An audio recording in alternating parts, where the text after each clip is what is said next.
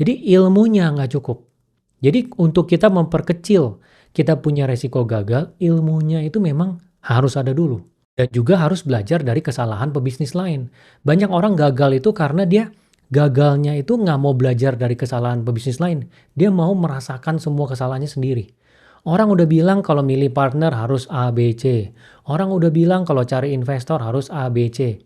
Dia nggak dengerin. Dia pokoknya keras kepala, nganggep diri paling pinter, coba terus, tabrak terus. Jadi dia cobain bisnis pertama gagal karena berantem sama partner. Cobain lagi bisnis kedua gagal karena investornya sampai ikut campur. Jadi hal-hal yang seharusnya bisa dihindari, dia nggak hindari. Ya seharusnya kita bisa belajar pengalaman dari pebisnis lain.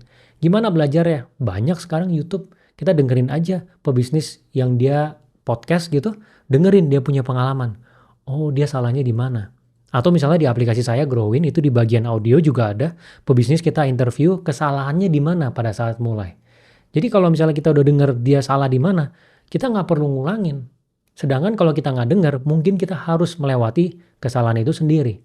Intinya menghindari kita nyoba terus sampai tua itu gagal ya. Di setiap percobaan kalau ada gagal kita pelajari, refleksi diri, kenapa. Dan kita pelajari juga pengalaman dari orang lain.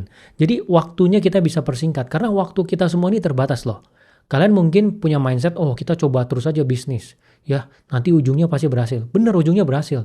Tapi berapa kali coba? Kalau kalian 100 kali coba 1 tahun 1 bisnis berarti sampai 100 tahun dong. Sedangkan hidup kalian aja nggak sampai 100 tahun. Gitu. Jadi cara mengakalinya ya belajar ilmu sebanyak-banyaknya. Jadi pada saat menjalankannya dengan benar dan dengerin pengalaman pebisnis lain. Kemudian faktor yang kedua itu adalah pebisnis yang bisnisnya sampai gede, itu ada faktor hokinya ketika dia memulai bisnisnya.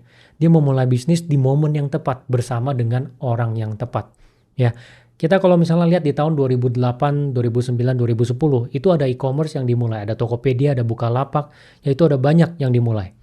Tapi sebelum itu apakah nggak ada e-commerce? Ada. Di tahun 2000 kalau kalian coba Google cari, Lipo Group itu udah pernah mulai e-commerce di Indonesia.